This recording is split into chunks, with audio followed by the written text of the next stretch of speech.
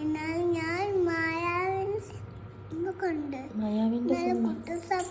വീട്ടിലായിരുന്നു. ഇന്നലെ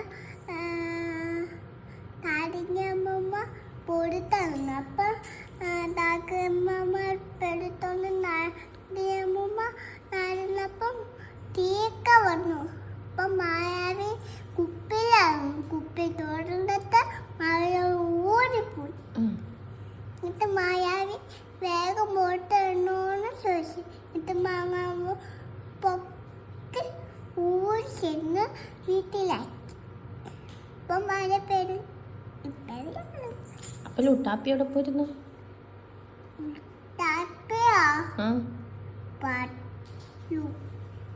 എന്തിനമ്മേ ലുട്ടാപ്പി